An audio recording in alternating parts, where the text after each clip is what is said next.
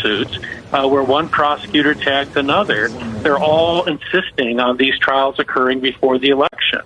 There are many people that find that troubling. And so he's right in that I think that it's not going to.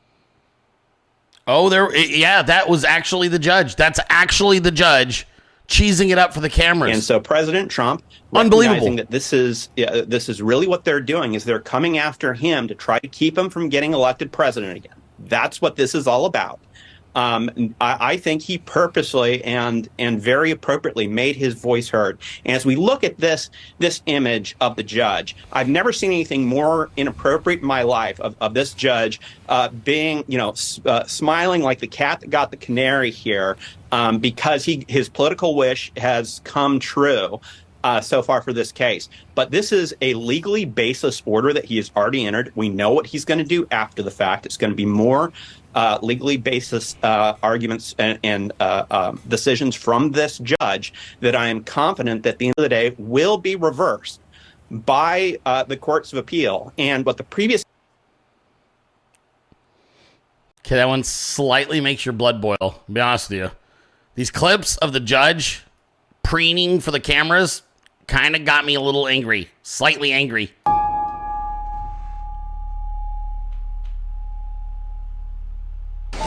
We have a racist attorney general who's a horror show, who ran on the basis that she was going to get Trump before she even knew anything about me. She used this to run for governor. She failed in her attempt to run for governor. She had virtually no polling.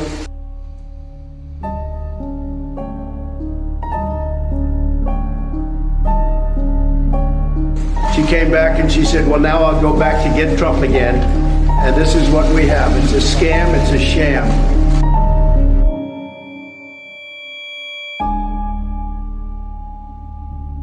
These are corrupt people we're dealing with, the most corrupt people.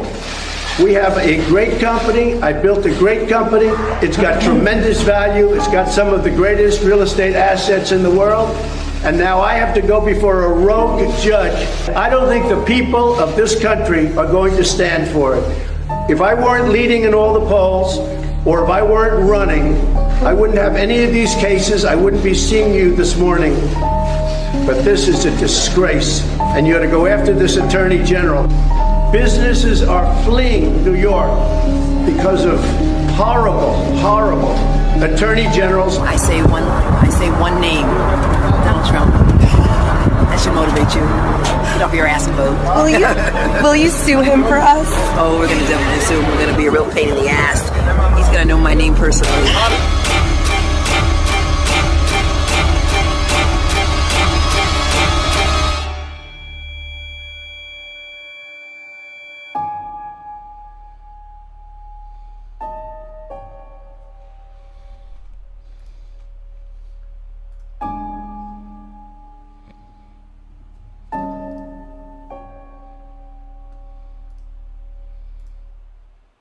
Thank you, Magical Trevor.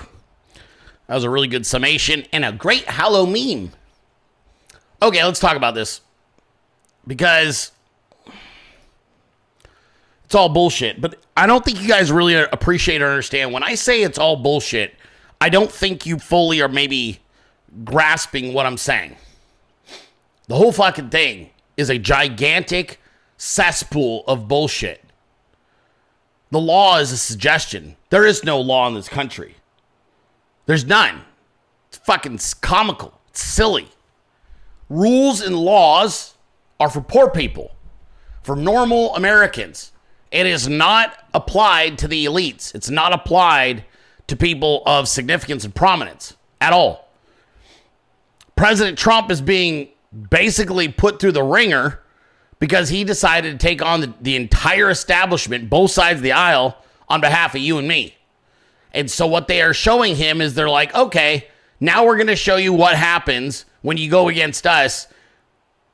We make up arbitrary amounts for your properties to justify trying to essentially find you guilty of fraud.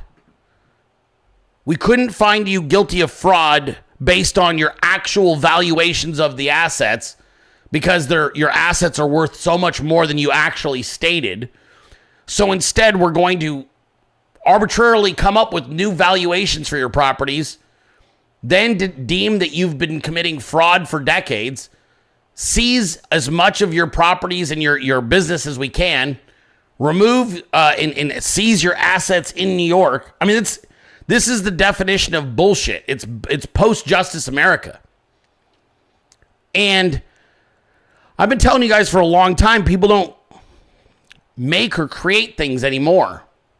Everybody just piggybacks on other people's shit because they don't have the brains to actually build a business. They don't have the brains to invent a product or come up with creative ideas for products. They don't have the brains for new ideas. The Democrats could absolutely compete with Republicans if they just used ideas, if they had them. Americans are so disillusioned with both sides of the aisle, all you'd have to do is have good ideas and you could win elections. But they don't have good ideas because they're not talented people, and they didn't get there because of talent. They got there because of fraud. They got there because of a corrupt system. The entire fucking thing is coming down on top of itself because it's evident that they are not actually legitimate leaders. They're not legitimate builders of things. And this is not a legitimate justice system. Country is essentially a fucking third world nation. The only thing that makes us not a third world nation is money. And we're running out of that too because they've devalued the dollars. You've got an epic problem right now in this country. Every time Donald John Trump enters a courtroom, the validity of your justice system dies a little bit more. And the more, and I don't think you guys have been paying attention. I don't think you understand on a metaphysical level the effect that this takes and it has in society. Now, I want you to follow along with what I'm trying to tell you. You can see the parallels right now culturally. The more that Donald Trump is indicted on illegitimate, nonsensical shit, the more irrational, lawless behavior is allowed publicly. This is not an accident. So you've got, for example, teenagers that beat a young man to death at LeBron James School in Ohio. Beat this kid to death, killed him. And they weren't found guilty of murder. They were found guilty of simple assault. We've got a man recently that killed somebody, was caught on camera killing the person, and he was found not guilty because the jury couldn't decide. It was essentially a hung jury. It's a total systemic breakdown of justice in America. When you show that you're willing to railroad somebody and you weaponize the justice system, the entire public goes, nothing matters. I can do whatever I want. You can see it. The more he is persecuted, the more lawless behavior that is allowed to happen in America. They don't even go after murderers in Atlanta now. The Atlanta district attorney doesn't even pursue the black on black crime. And I'd like to say it's other types of crime, but it's not. It's specifically black on black murders in Atlanta. It makes it one of the most dangerous places in the entire country. And they don't care about preserving or protecting anybody, let alone black people. They don't care about any of that shit. And this is what I was trying to warn about. You're reaching it's a zero-sum game because once the mass consciousness arrives at the realization that the way you get what you want in life is sheer will and not actually playing the rules of society, you have total and complete chaos. We're arriving at that point. This is why teenagers organize mass raids of department stores, because they know the mechanisms set up to stop me from having the shoes I want are arbitrary and inane. I can run in, and if there's enough of us, we'll just steal everything we want, hundreds of thousands of dollars worth of merchandise, and we will leave. And because I've already know that they've neutered the other side, I will not be shot. I won't be harmed. I won't even really be arrested. And therefore, there's no risk. And then they go in and they do this. It's happening all over America. This isn't anything conspiratorial. It's the collapse of civil society. And the only reason that people haven't started dying in greater numbers is you still have food in your stomach. That's it.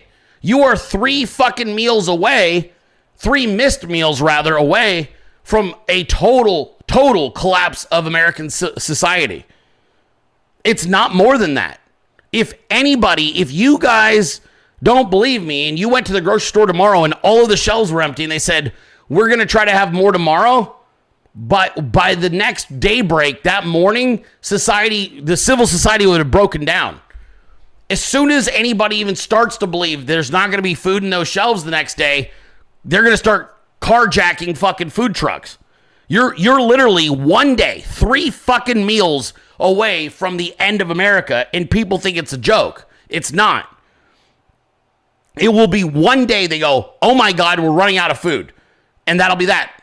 And it'll stop being Republicans sitting at home shaking their heads at the internet and television going, that's sick. And instead, it'll be all of those gun-toting Second Amendment patriots that they have kept complacent at home with food and football, all of a sudden will not be sitting at home. And then it won't just be a group of teenagers raiding. It'll be a well-organized militia dealing with everybody and everything they come across. They don't understand this. That's how far your country has gone. But Donald Trump's persecution is what's accelerating this. The more they go after a legitimate, honest business person, a legitimate, real businessman for petty shit, the more they go after him, it's exactly parallel to the complete denigration and collapse of basic societal norms. Why do you think that they do the things they do now? Why do you think the violence inside of the inner city is so? There's nothing sacred to these people anymore. It's a total collapse. Old people doesn't matter. Punch a woman in the face doesn't matter. Kill someone and their dog for looking at you wrong doesn't matter. It doesn't matter. There's nothing sacred to them.